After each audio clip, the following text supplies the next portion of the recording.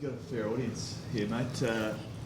Tell us about the decision and how hard it was to come to that decision. Yeah, it's obviously been pretty tough. The last probably 3 or 4 months have been a pretty brutal period in my life, and I said to the boys I felt like I'd missed a lot of things that in daily life that have been robbed of me through this injury. So talking to my family and obviously the medical staff, and not being as healthy as I want at the moment, best decision was to walk away from footy and just focus on my health for a while and get right.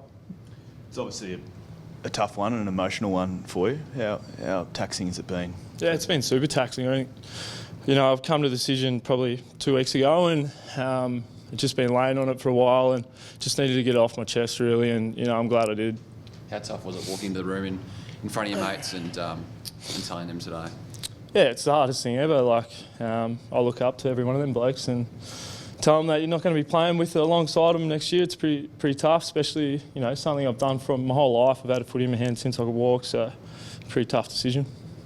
You spoke recently on the interview with Fox Footy saying that some of the things in everyday life that it's hindered you with. Can you just talk through some of those things and how that came in your decision to quit football, that you can get back to enjoying everyday life?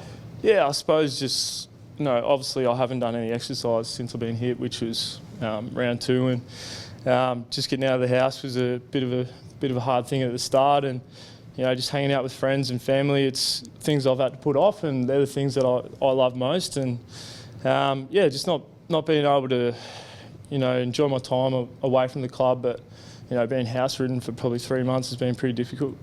What's the broader message then, Kobe? You've spoken to the boys. What message do you send to sort of younger players and all the rest about how short your time in the game can be and how much you've got to enjoy it while you can? Yeah, something else I said is that you got to take full advantage of this privilege that we're given, and play AFL footy is a privilege, and I've loved every minute of it, and it's given me so much over my 10 years, but it can end pretty quick, so don't take anything for granted really, and just do all you can while you're in the game. You spoke previously about sort of keeping it to yourself, the concussion prior to this one.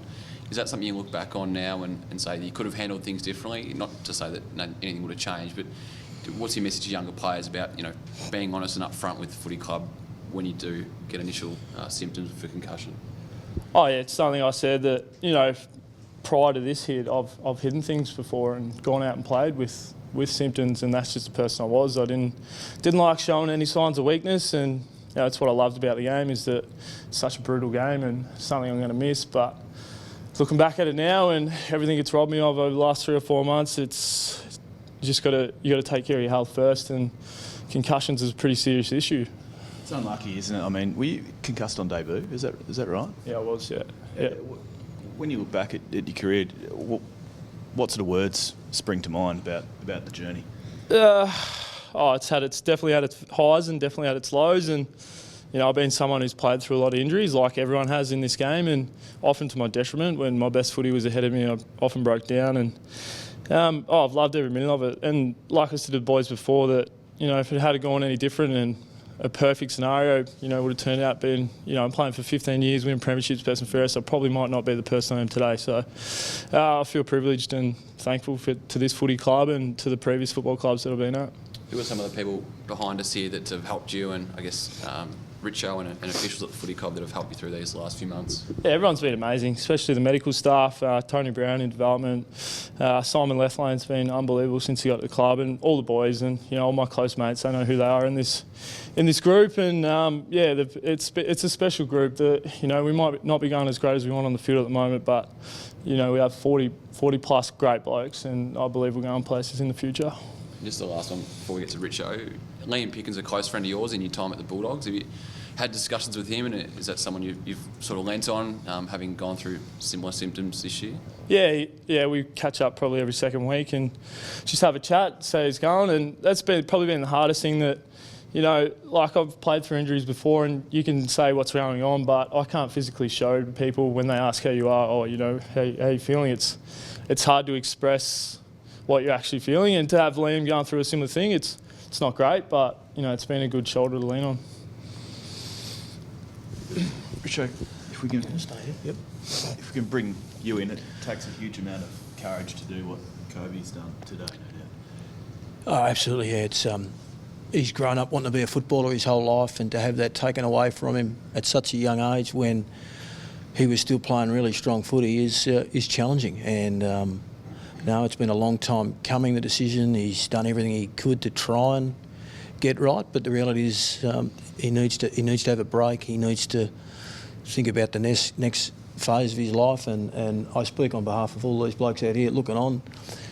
Whilst our focus will be the team, we want to make sure that we support our mates, and Kobe's earned that the way that he's gone about his footy at a short time at our club. Tony Elshaw came to me prior to going to knock on Kobe's door and said that we're young and experienced in the midfield. We need to get more aggressive. We need to be more physical, and Kobe was every part of that. And it's probably to some extent been his downfall. He puts his head where others wouldn't, and there's no doubt that we're a better group because of it. Some of the examples that he's set for our players have just been outstanding in the way that he plays, but also the way that he prepares. He's been a real pro, so he should be really proud of what he's done for our footy club. How proud have you been of Kobe in the last couple of months, the way he's handled himself, and even the timing of this decision, not wanting to sort of make it all about him and take the shine off what the club has been doing the last couple of weeks? Yeah, no, well, that's him. He's a selfless guy. And it is frustrating, concussion, when you've got a broken leg or an ACL. It's pretty obvious that but there's still I don't know whether it's a stigma, but there's something attached to concussion that these blokes, and they're warriors, they just want to get back out there and play. Surely I'll be okay, even if I can't remember what I had for breakfast in the morning. That's just the way they're wired to some extent, and Kobe's touched on it, that we've got to do whatever we can to make sure that we look after the head in footy. It's a pretty serious issue. But once again, I speak on behalf of all these blokes here. We're just we're privileged to have had Kobe with us, albeit for a pretty short time, and we look forward to supporting him in his life after footy. Thanks, guys. Well said.